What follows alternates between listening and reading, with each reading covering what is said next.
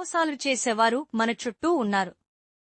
తస్మాత్ జాగ్రత్త. వైపు నుంచి ఏ రకంగా మోసం చేస్తారో తెలియదు. మన అవసరం వాళ్లకు పెట్టుబడి, వాళ్ళు వీళ్ళు అని లేదు. ఎవరినైనా మోసం చేస్తారు. అలాంటి మోసమే ఫియర్లెస్ జర్నలిస్ట్ దృష్టికి వచ్చింది. సాక్షాత్తు డబుల్ పీజీ చేసిన ఒక లెక్చరర్ ఒక గవర్నమెంట్ టీచర్ నే ముంచేశారు. కథ పెద్దదిగా ఉన్న కాన్సెప్ట్ లో మాత్రం చాలా తేడాలు ఉన్నాయి. వినటానికి ఆశ్చర్యంగా ఉంటుంది. పూర్తి వివరాలు తెలిస్తే అవునా అనిపిస్తుంది. అసలు పూర్తి వివరాల్లోకి వెళ్తే మీకు కథలో ట్విస్టులు తెలుస్తాయి. జరిగిన మోసం గురించి ఒక్కొక్క విషయం చెప్పుకుంటూ పోతే ఇలా జరుగుతుందా అని ఆశ్చర్యం కలగమానదు. జరిగిన ఇన్సిడెంట్ ను ఒకసారి పూర్తిగా చూడండి. ఇలాంటి మోసగాళ్లు మీకు ఎదురైతే జాగ్రత్త పడండి, లేదా మాకు తెలపండి. ఆ కంత్రీ గాళ్ల పని మేము చూసుకుంటాం. ఇప్పుడు జరిగిన కథలోకి వెళ్దామా? ఇక్కడ కనిపిస్తున్న ఈమె పేరు నాగవల్లి. ఈమె ఈ టోటల్ కథకు విలన్. ఈమె గత పరిచయాన్ని ఆసరా చేసుకుని లోన్ కావాలా అని ఫోన్ చేసి అవసరముంది అని అడగగానే నేను లోన్ తెప్పిస్తాను అని చెప్పి కొన్ని చెక్కులు తీసుకుని ఆ తరువాత 1 ఫైన్ డే మీకు లోన్ వస్తుంది అని చెప్పి ఆ లోన్కు చెక్కులు అవసరమని చెప్పని చెక్కులు కలెక్ట్ చేసుకుంది. ఆధార్ కార్డ్, పాన్ కార్డ్ అన్నీ తీసుకుంది. ఇక్కడ కనిపిస్తున్న ఈమె ఈ చెక్కులనే తీసుకుని మోసం చేసింది. లోన్ వచ్చింది. అడిగింది 40 లక్షలు. కానీ 7 బ్యాంకుల నుండి ₹1 కోటి డిపాజిట్ అయ్యాయి. ఇదేంటని అడిగితే డీజీ లోన్స్ యాజమాన్యను అడిగితే 60 వెనక తీసుకుంటామని చెప్పారు.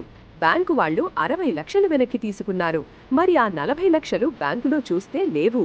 కట్ చేస్తే నాగవల్లి ఏమైతే సెక్యూరిటీ డిపాజిట్ చేసిన చెక్కు ఇచ్చారో ఆ చెక్కులలో ఒక చెక్కును నాగవల్లి తన నాన్న పేరు రాసి ఆ డబ్బులు డ్రా చేసుకుని పరారయ్యింది. అదేమని అడిగితే నాకేం తెలుసు, మేం మాట్లాడతాంలే అని సదరు డీజీ లోన్స్ అధినేత అన్నారు. అసలేం జరిగిందో బాధితుడి మాటల్లోనే వినండి. లోన్ గురించి అప్లై చేశాను. కాంపిటేటర్ కాంటాక్ట్ అయ్యాము. అన్ని స్ట్రాటజీ లోన్ ఏజెంట్ అదే నేను అమౌంట్ ఇప్పిస్తానని చెప్పి మా దగ్గర చెక్కులు తీసుకున్నాను సార్. చెక్కులు తీసుకుని తర్వాత ఆమె ఎక్కడ పనిచేస్తానని చెప్పిందండి? ఆమె వచ్చేసి స్ట్రాటజీ లోన్స్ పనిచేస్తుంది. ఓకే. ఆమె చెక్కులు అది తీసుకుంది సార్. 8 చెక్కులు తీసుకుంది. 4 బ్యాంకులు వేస్తానండి.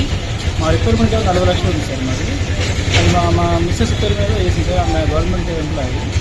అయితే చెక్కు తీసుకుని ఒక మిగతా చెక్కులు వాళ్ళకి ఇచ్చిన బ్యాంక్ వాళ్ళకి ఒక చెక్కు పెట్టుకుని ఆ చెక్కు తీసుకెళ్ళిపోయి ఆ ఓన్ సొంత అకౌంట్ తీసుకున్నాను. దాని గురించి మాకు ఇమీడియట్ ఎంత డబ్బులు? 40 లక్షలు తీసుకున్నాను. మీకు శాంక్షన్ లోన్ ఎంత? మామూలుగా ₹1 కోటి వేసుకున్నాను అకౌంట్లో. అదేంటి మీరు పెట్టేది 40 లక్షలే కదా? 40 లక్షలు. మరి మీకు ఇంకో బ్యాంకులో వాళ్ళు మాట్లాడతారండి. మీరు మాట్లాడంటే ఏం కాదు, మొత్తం కలిపి నేను 40 లక్షల కంటే ఎక్కువ రాజుని చెప్తున్నాను. అయితే అయిన వెంటనే వాళ్ళు ప్రతి నిమిషానికి మాట్లాడుతున్నారు.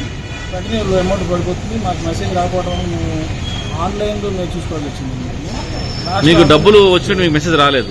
మెసేజ్ ఏమి రాలేదు సార్. అదేంటి లోన్ కదా మీరు తీసుకు బ్యాంక్ లోన్ కదా? బ్యాంక్ లోన్ రాలేదు సార్, ఏం రాలేదు. అయితే ఏంటంటే లాస్ట్లో మేము ఆన్లైన్లో చూసుకుంటే 1,50,000 వరకు మా మేడం అకౌంట్లో పడింది సార్. తర్వాత నెక్స్ట్ డేలో మరి మా అకౌంట్లో కూడా 12 లక్షలు వేసారు సార్. నా అమౌంట్ మొత్తాన్ని నేను తర్వాత నాకు ఏం చేయాలి అర్థం. 40 లక్షలు ఎన్ని బ్యాంకుల నుంచి వచ్చిందండి అది? 40 లక్షలు వచ్చేసి 4 బ్యాంకుల నుంచి వచ్చింది సార్. ఏ బ్యాంకులు అండి? ముత్తూట్ ఫైనాన్స్ ఒకటి క్రెడిట్ సైజ్. ముత్తూట్ ఫైనాన్స్ ఎంత? ముత్తూట్ ఫైనాన్స్ వచ్చి 5 లక్షలు ఉంది సార్. ఇంకోటి క్రెడిట్ సైజ్ 15 లక్షలు ఉంది. తర్వాత మనకి ఇది ఐడిఎఫ్సి ఫస్ట్ బ్యాంక్ 10 లక్షలు ఉంది సార్. మిగతా బ్యాంక్ వచ్చేసి 4 బ్యాంక్ సార్. మొత్తం 4 బ్యాంకుల నుంచి కంపల్సరీ టోటల్ వచ్చి 42 సార్. 42 40 లక్షల గురించి నేను ఆర్డీజీ ఆయన సీఓ గారిని కలిశాను సార్. ఆయన ఏమంటారంటే క్యాండిడేట్ మనకు తెలిసినామే పాన్ ఉంది, ఆధార్ నా దగ్గరే ఉంది, నేను ఫైండ్ అవుట్ చేస్తాను, పోలీస్ కేసు కూడా పెడతాను. అప్పటి వరకు మీ దగ్గర ఉన్న అమౌంట్ ఉన్న ₹1,00,000 మీ దగ్గర రిమైనింగ్ ఉంది కదా, అది 1 నెల కట్టండి అని మాకు చెప్పారు సార్. అది చేశారు సార్. చేసిన తర్వాత 10 రోజులు గడుస్తుంది, 20 రోజులు అవుతుంది, నెల అవుతుంది. ఇక ఆయన దాని గురించి పట్టించుకోండి. ఆయన మీ ఎదురు మాట్లాడండి ఆమెతో ఏమన్నా? నాతో మా ముందు మాట్లాడాడు సార్. మా ఫస్ట్ డే వెళ్ళినప్పుడు 16వ తారీఖున ఇమీడియట్గా స్పీకర్ ఆన్ చేసి ఆయన మాట్లాడుతున్నాను. మరి కస్టమర్ దగ్గర 40 లక్షలు ఎట్లా కొట్టేసాము, మీకు మీకు అంత రైట్స్ ఎవరు ఇచ్చారు మీకు అని ఇది కట్టి మాట్లాడింది. ఆమె ఇమీడియట్గా సార్ నాకు టైం ఒక 1 అవర్ టైం అని నేను మాట్లాడతాను చెప్పి. విన్నరుగా బాధితుడు ఏం చెప్తున్నాడు? 40 లక్షలు తీసుకునే పరారైన ఆమె తెలుసు. ఇప్పిస్తామని ఆ తర్వాత 3 నెలల లోన్ డీజీ లోన్స్ వాళ్లు ఎందుకు కట్టారో తెలియదు. డబ్బులు తీసుకుని పరారైన ఆమె గురించి వీళ్లకు సమాచారం ఉందో లేదో తెలియదు. లోన్ ఎందుకు కట్టారు ఎందుకంటే తెలియదు. రెస్పాన్సిబిలిటీ తీసుకున్నారనుకుందాం. మరి ఆమెను కనిపెట్టడం ఎందుకు ఇంట్రెస్ట్ చూయించట్లేదు? మరి మిగతా బ్యాంక్ లోన్స్ వాళ్లు అప్పుడప్పుడు ఇంటికి వచ్చిపోతున్నారు. మరి వాళ్ల సంగతేంటి? టోటల్గా వాళ్ల మనిషి తీసుకుంది కాబట్టి మాకు ఏదైనా క్లియరెన్స్ సర్టిఫికెట్ ఇవ్వమంటే మీరు కేసు పెట్టండి తరువాత చూద్దాం అంటున్నారు. బ్యాంక్ లోను కట్టినట్టు చెప్తూ ఒక బ్యాంక్ ఎంప్లాయీ మెసేజ్ పెడుతుంది, బ్యాంక్ లోన్ కట్టారు, మీరు నాకు పర్సనల్గా జీపే చేయండి అని. మరి అదే మతలబో తెలియదు. దీంట్లో చాలా చిక్కులు ఉన్నాయి.